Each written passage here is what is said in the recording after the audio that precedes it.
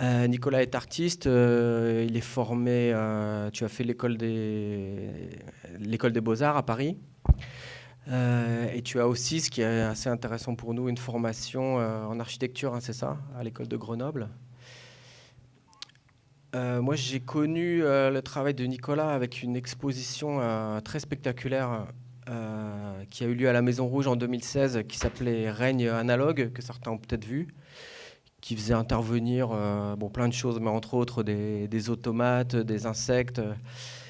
Et il y avait vraiment une réflexion très intéressante et beaucoup de mystère aussi sur la question de la relation entre vivant et artificiel, voilà, au sens très large. Et Nicolas collabore avec Olivier Dadoun, qui lui est physicien, donc il travaille au laboratoire de physique nucléaire et des hautes énergies à l'université Pierre et Marie Curie. Tu me reprends si je me trompe. Il a collaboré. Sa thèse en 2003 porte sur des histoires quand même assez complexes de mesure des neutrinos ou quelque chose comme ça. Bon, enfin, sur des histoires très, très complexes de. Enfin, pour nous, pour moi en tout cas, c'est très mystérieux, très fascinant aussi. Donc, il s'agit en gros de physique des particules, hein, c'est ça. Un travail sur les briques élémentaires de la matière. Donc en fait, cette conférence, elle va rentrer un petit peu, elle va explorer un peu cette facette qu'on a posée de propriété des matières. Donc on a vu qu'on est dans une époque très complexe où la matière ne peut pas se penser seule, où elle doit se penser dans un couple avec l'énergie et où les formes doivent se penser aussi dans un couple avec l'information. Et Olivier est spécialisé, je crois, dans le codage, hein. Ouais. Et à ce titre, il a collaboré à plusieurs pièces avec Nicolas qu'ils vont vous présenter. Et voilà, pour dire un dernier mot sur cette histoire de propriété, hein, qui est quand même notre thème, et pour vous expliquer un peu en deux mots le petit saut qu'on va faire d'un univers de la philosophie politique à un univers plutôt des arts plastiques et de la science. Moi, j'ai le sentiment dans votre travail qu'il s'agit beaucoup d'exploration. D'ailleurs, vous y référez assez souvent. Donc, on a parlé au tout début, je vous ai parlé de la physique comme une recherche exploratoire des propriétés de l'univers. Et je pense qu'avec le travail de Nicolas et d'Olivier, on est vraiment dans une exploration comme ça à deux voies, avec des outils différents et qui résonnent ensemble pour explorer des mondes et des mystères, en fait, de notre univers, mais aussi d'autres univers beaucoup plus imaginaires. Voilà, je vous laisse la parole. Peut-être Nicolas qui va commencer. Merci.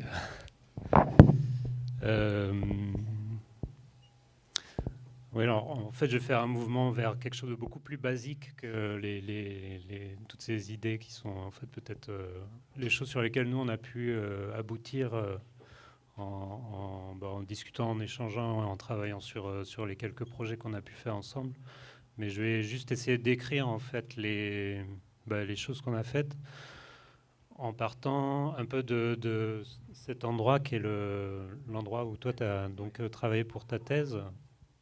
Qui est le laboratoire du Grand Sasso, c'est ça, à l'Aquila, et donc qui se situe sous terre dans une série de tunnels que tu peux peut-être décrire mieux que moi. Donc ici, vous avez une vue du laboratoire du Grand Sasso. Donc le Grand Sasso, c'est un laboratoire souterrain qui se trouve à une centaine de kilomètres à côté de Rome.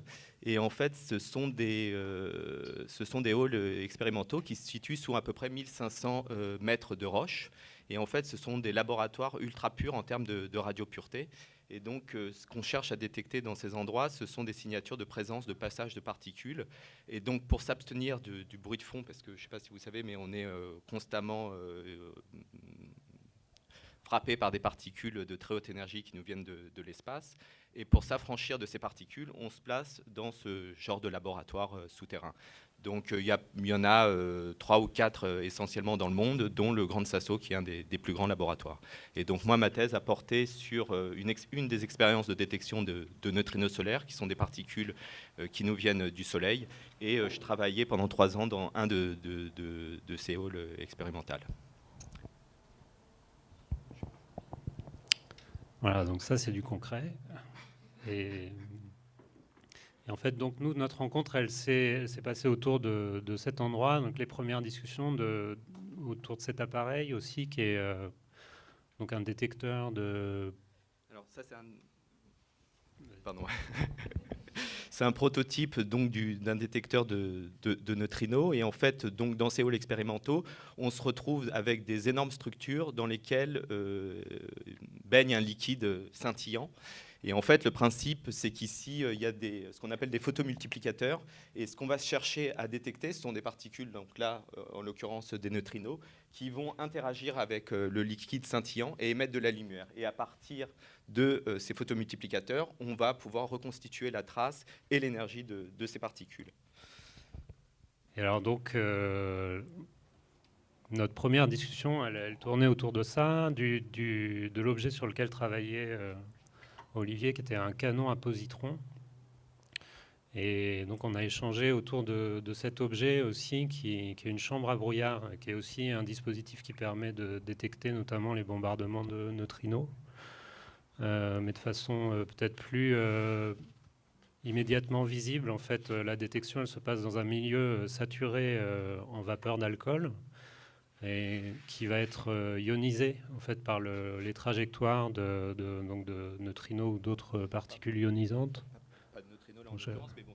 Enfin, ce qui est important de voir, c'est que donc les grosses traces blanches qui apparaissent, ce sont donc là des particules qui nous viennent essentiellement de l'espace, ou alors de la roche radioactive qui se trouve à côté du dispositif. Et donc tous ces passages de traces là, ce sont vraiment les signatures de présence de particules essentiellement qui nous viennent de l'espace. Et donc cet objet, c'est autour de cet objet que notre rencontre s'est un peu faite. Si on...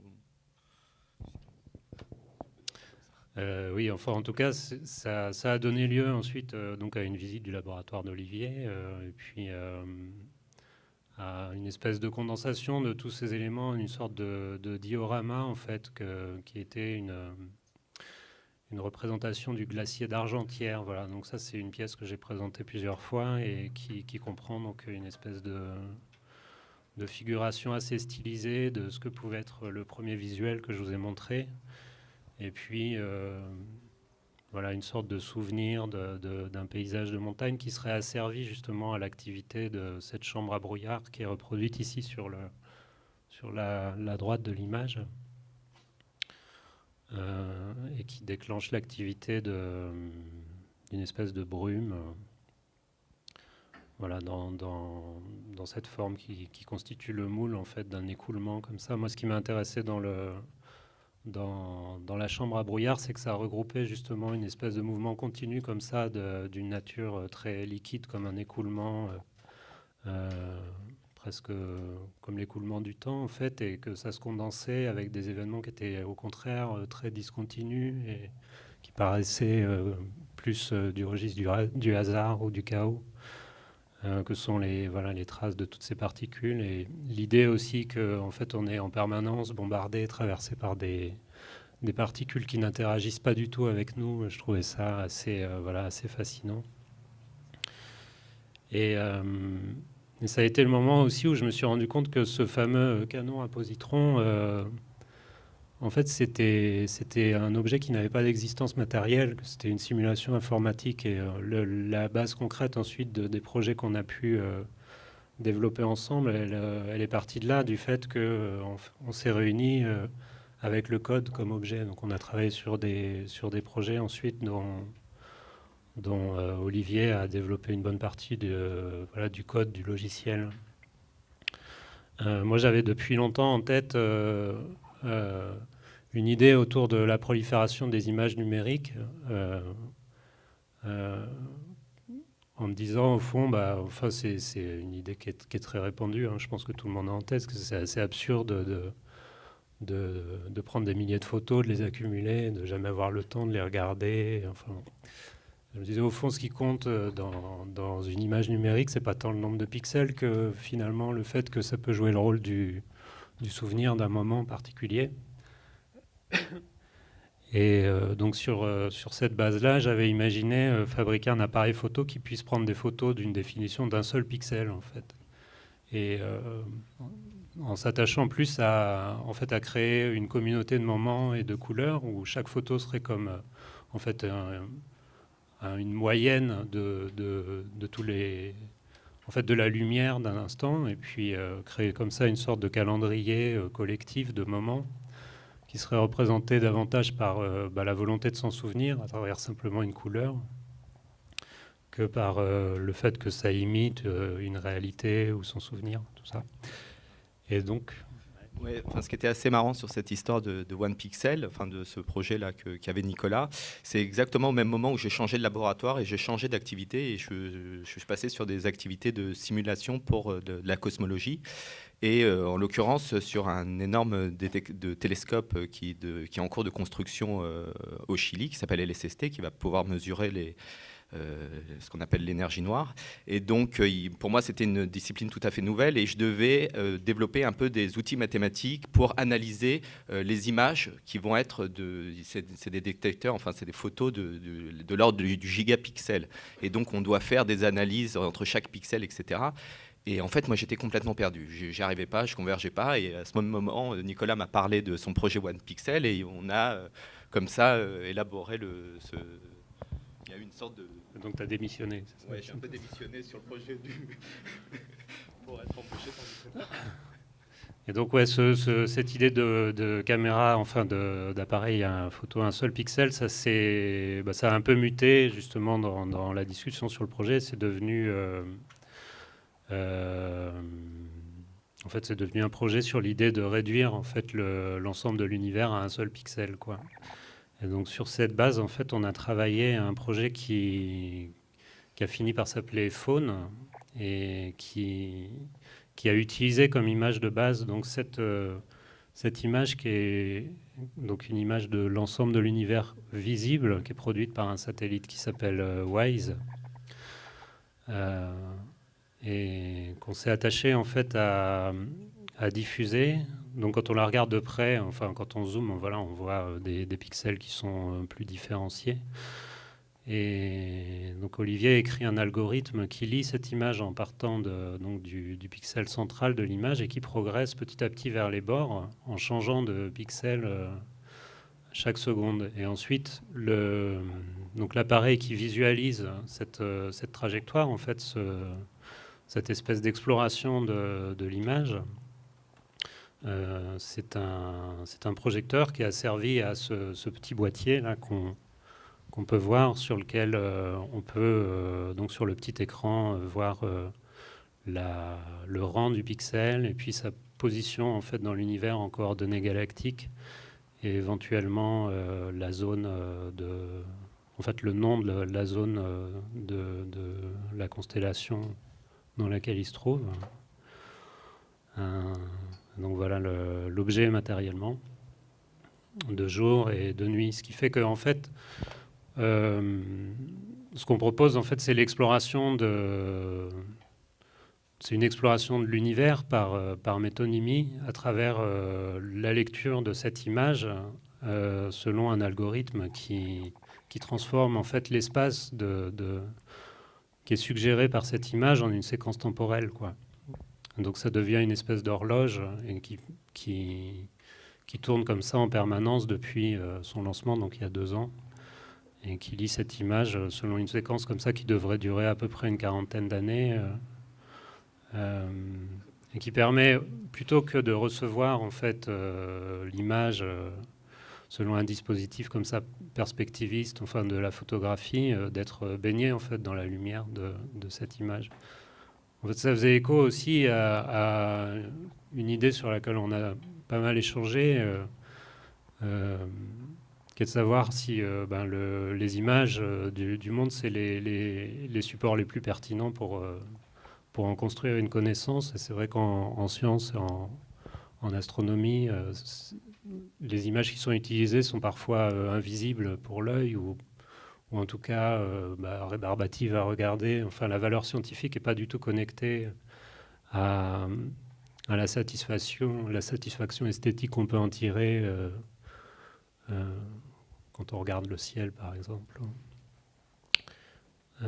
Pour moi, il y avait aussi une idée importante qui était que, en fait, on ne voit pas uniquement avec ses yeux. En fait, quand on regarde le ciel la nuit, en fait, la sensation d'espace, elle provient aussi, en fait, de l'ensemble des sensations qui sont, coordonnées, enfin, synchronisées avec ce qu'on voit à ce moment-là, c'est-à-dire le corps, la sensation d'équilibre, le vertige. En fait, il n'est pas uniquement issu de l'image qui se forme dans la rétine, quoi. Et donc voilà, donc ce projet, on l'a décliné ensuite sous forme d'une page web, voilà, dont l'adresse est Faune XYZ, donc un site qui tourne en permanence aussi et qui sert maintenant de base pour synchroniser les différentes apparitions de faune à différents endroits. Et qui devient un peu ce que j'avais imaginé pour le One Pixel Project, la One Pixel Camera, c'est-à-dire simplement une image qui est constituée d'une seule valeur RGB, quoi. Et voilà, donc c'est une sorte de voyage numérique qui s'est un peu décliné ensuite en d'autres projets, mais qui finalement retombe un peu toujours sur cette idée du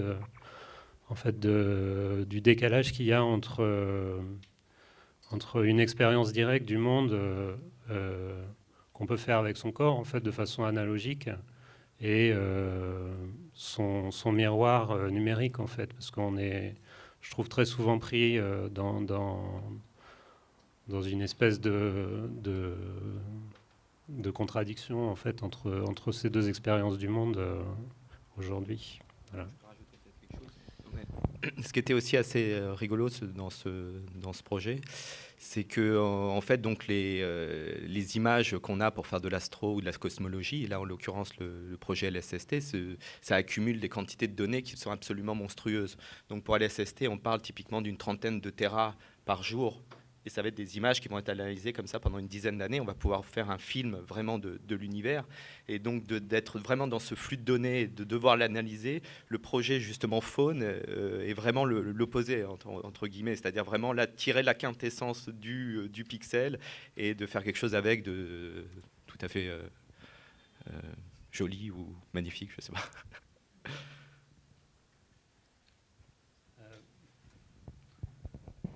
C'est pas tant joli ou magnifique, c'était aussi l'idée que, en fait, voir l'intégralité de l'univers, ça a un coût, c'est-à-dire que ça peut prendre une vie.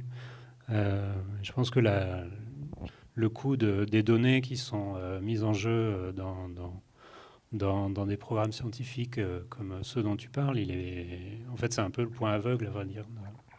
C'est-à-dire que souvent, en fait, tu me parles de projets de recherche qui au fond consiste à accumuler des données sans avoir forcément idée des algorithmes qui vont permettre d'en tirer une connaissance objective. Et voilà, très souvent, ça devient la logique maintenant qui se substitue en fait à une réflexion sur son objet. C'est celle d'accumuler des données ou des instruments pour en tirer un profil. Avant de s'impliquer en fait dans la connaissance immédiate de cet objet-là, quoi. Donc après, je vais vous parler des quelques autres projets sur lesquels on a pu travailler, mais qui rejoignent vraiment cette idée-là. Donc Vincent vous parlait de cette exposition-là qui s'appelait Règne analogue, dans laquelle j'ai montré aussi cette pièce qui était constituée par un petit automate mécanique qui poussait au sol sur une piste circulaire. Une sorte de barre lumineuse sur un sol donc circulaire qui était phosphorescent, et ce qui permettait donc d'afficher une image qui s'effaçait en fait à mesure qu'elle était activée par les LED. Voilà, donc ça c'est un projet sur lequel on a travaillé ensemble. C'est aussi une image donc qui est stockée de façon invisible et qui est restituée avec tout un bruit qui correspond aux imperfections de l'automate, au fait que la lumière ambiante crée des parasites, et puis un bruit qui est lié aussi simplement à l'effacement à l'effacement de la phosphorescence, quoi. Donc c'est l'idée de décimer une image numérique pour en faire quelque chose qui devienne fugitif comme un parfum, donc ce qui était le titre de la pièce, quoi. Cet été, là, j'ai été invité à travailler sur plusieurs projets dans le cadre du voyage à Nantes. Donc là, à nouveau, avec Olivier, on a développé donc 2 projets ensemble dans ce projet-là qui s'appelle ECAT, qui était présenté sur la place devant l'Opéra de Nantes. Et donc qui est constitué par cette figure qui est une sorte de grand gisant qui est allongé sur le flanc et dans lequel on pouvait pénétrer. Et donc il formait une sorte de caverne astronomique, donc au centre de laquelle se trouvait un instrument d'astronomie comme un foyer en fait au centre d'une grotte un peu archaïque comme ça. Donc on a travaillé avec Olivier sur cette espèce de périscope qu'on voit là, qui est formé par 2 miroirs, donc un miroir en partie haute qui renvoyait durant la journée la lumière du soleil sur la partie basse, qui elle était formée d'une sorte de tamis de petits miroirs comme ça qui permettait de former des images sur les parois de la grotte. Et en l'occurrence, on a rentré en fait une carte du ciel regroupée en constellations. Et donc toutes les 30 secondes à peu près, l'orientation de ces petits miroirs changeait pour former une constellation différente comme ça durant toute la journée. Donc ça créait une situation où quand la météo était compatible, on était à partir d'une lumière diurne dans un ciel nocturne, quoi. Voilà, donc ça c'est une image de ce que donnaient les rayons quand ils se formaient à l'intérieur de cette grotte. Et je crois qu'il y a une petite vidéo qu'on voit aussi. C'est petit en fait, je pourrais... Attends, je vais essayer. Et donc il y a une petite brume en haut qui se dépose et la lumière se réfléchit dessus, enfin se diffracte. Ouais, en fait, moi, depuis que j'ai vu une chambre à brouillard, je mets de la brume un peu partout. Donc,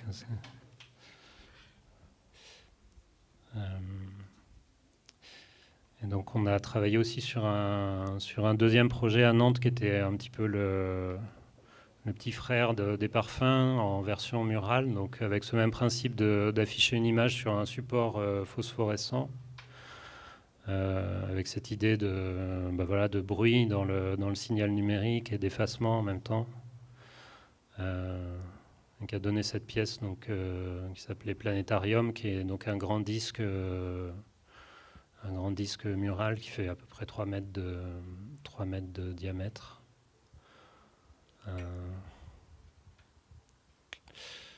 Donc voilà comment ça fonctionnait. Peut-être d'autres images.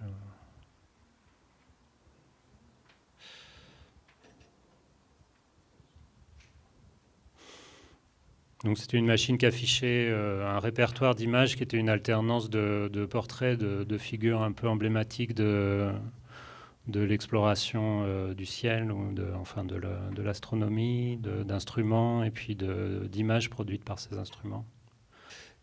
Voilà, donc assez brièvement les quelques projets sur lesquels on a travaillé. Puis en fait, je vous montre ici une image des serveurs en fait qui sont installés donc à l'intérieur du laboratoire d'Olivier et qui servent en fait à stocker les données qui sont générées par Atlas, c'est ça? Donc le laboratoire là, le LPNHE, il participe aussi à des expériences de physique des énergies qui se trouvent au CERN, sur le collisionneur LHC. Et en fait, ce collisionneur va produire une quantité de données absolument monstrueuse qu'il est impossible pour un serveur de calcul de pouvoir analyser tout seul. Et donc, du coup, les gros centres de calcul mondiaux se sont regroupés autour de quelque chose qu'on appelle la grille informatique, qui est au même titre que la grille électrique, c'est-à-dire que quand on branche son appareil électrique sur sa prise de courant, on ne sait absolument pas d'où vient l'électricité, de quelle centrale vient l'électricité, on s'en fiche en fait. Là, exactement au même titre que la grille électrique, il y a la grille donc la grille de computing, on appelle ça, c'est-à-dire de pouvoir lancer un calcul depuis son ordinateur personnel, et le calcul part dans un centre de données. Et donc le LPNHE a une grosse infrastructure de calcul, à peu près quelques pétas de stockage et plus de 4000 cœurs de CPU. Et donc, du coup, voilà, quand Nicolas est venu visiter le laboratoire, c'était assez évident que je lui montre cet endroit qui est assez magique, parce que donc, la nuit, il y a toutes ces petites LED là, qui clignotent. Ce sont des requêtes qui sont envoyées pour faire des analyses ou pour stocker des données.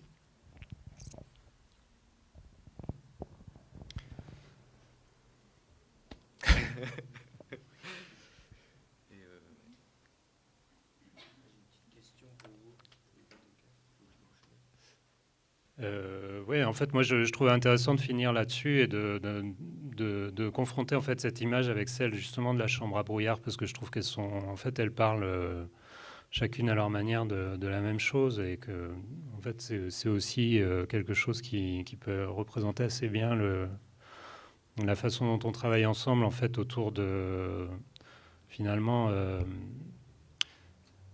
Quel type de stratégie ou quel type d'approche on peut construire face à cette espèce de rouleau compresseur que représente la numérisation du monde, quoi. Dans l'idée d'y résister, non pas en fait dans un projet de guérilla, mais de se demander comment en fait on peut coloniser ces outils sans en être simplement comment dire des sujets, quoi.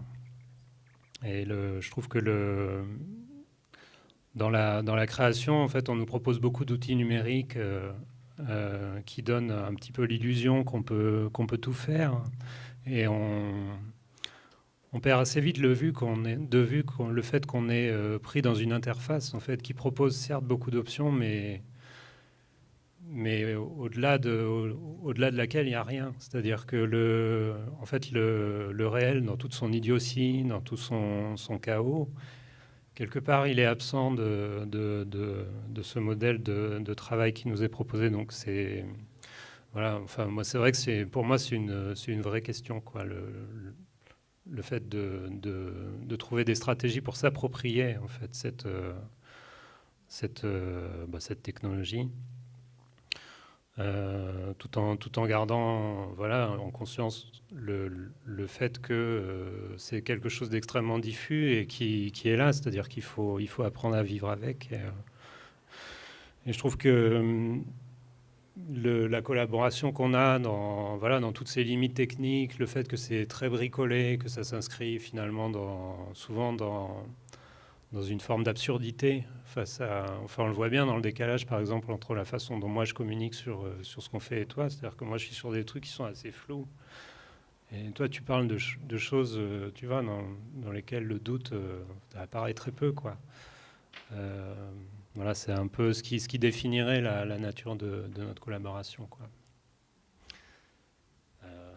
J'ajoute qu'en fait, on a été assez surpris par le fait d'être invités tous les deux ensemble, parce qu'on travaille d'une façon très informelle ensemble. Et pour être franc, c'est essentiellement Olivier qui me donne des coups de main pour faire des pièces qui sont quand même signées de mon nom. Et on est un petit peu dans un état intermédiaire où on est en train de devenir une sorte de collectif, c'est-à-dire, voilà. Et peut-être quantique, ouais, peut-être qu'on va s'engueuler demain et qu'on va plus du tout bosser ensemble pendant une semaine. Mais voilà, enfin voilà, c'est une situation qui évolue, quoi. Donc le fait d'être ici pour nous, c'est un peu une première. Voilà. On est fiers alors. On est très honorés. Moi, j'avais une petite question en fait. en particulier l'installation à Nantes, mais bon, ça vaut à peu près pour toutes les installations. Mais c'est peut-être plus évident dans l'installation à Nantes, l'installation du gisant donc, qui est sur la place. Mais on pourrait parler aussi de celle qui est à l'Opéra, avec le drapeau. C'est des installations qui sont destinées à des lieux publics. Qui sont destinés à l'accueil du public et à partager certaines choses avec le public. Donc, est-ce que c'est une question idiote ou embêtante de savoir ce que vous cherchez à partager avec le public ou à leur montrer et qu'est-ce que ça fabrique en fait comme espace public, ce gisant avec ces informations, ce mystère exploratoire. C'est tarabiscoté ma question, non? Il paraît qu'Olivier, ça t'intéresse la question du commun, il paraît.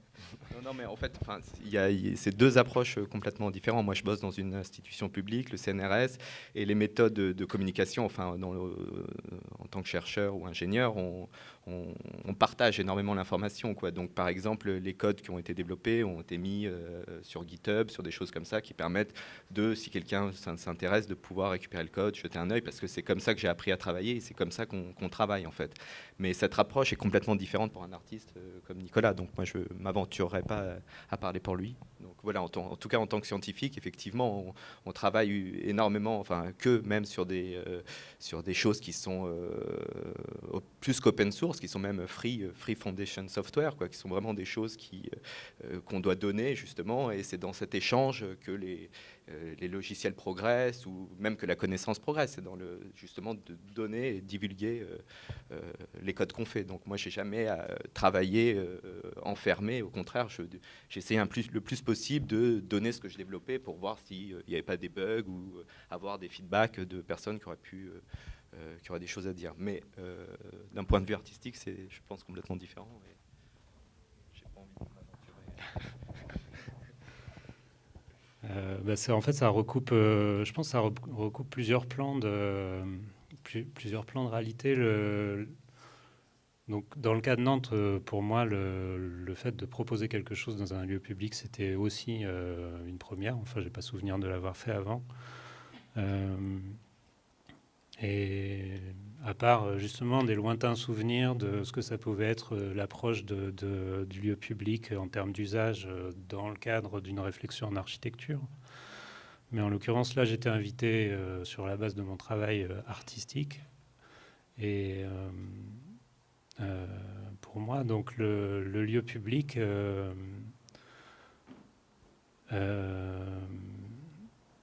c'est davantage un espace symbolique qu'un espace tissé par des valeurs d'usage. C'est-à-dire que je pense que c'est plutôt l'endroit où un certain nombre de choses vont faire consensus et autour duquel, cet ensemble de choses va pouvoir créer une base autour de laquelle les gens vont accepter de vivre ensemble. Ça exclut absolument pas des possibilités de conflit ou de pas être d'accord, mais en fait, il y a quand même un noyau comme ça dans le lieu public qui fait que les gens, en gros, sont pas en train de s'affronter, quoi. Et par rapport à ça, en fait, le fait de faire une proposition artistique, justement, ça s'inscrit dans une logique de conflictualité, c'est-à-dire que ça crée des frictions. Les gens ne sont pas d'accord, ils trouvent que la pièce défigure la place, et quand est-ce qu'on va l'enlever, et c'est pas de l'art. Et ça, j'ai trouvé ça très intéressant parce que ça suscitait autant de l'adhésion, parfois excessive, que des mouvements de rejet et qui venaient manifester justement en creux ce que c'était que le lieu public.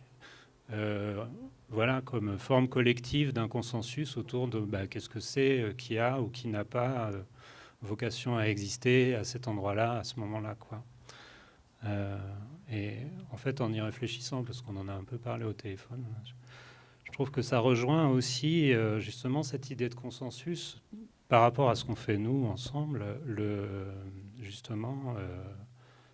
consensus qui s'établit autour du fait que la donnée, la data, c'est quelque chose qui n'est pas voué à être remis en cause. C'est-à-dire que, en fait, on en a une approche en tant qu'il faut l'accumuler, l'acquérir, et puis la stocker, la partager, trouver des façons de l'exploiter, etc.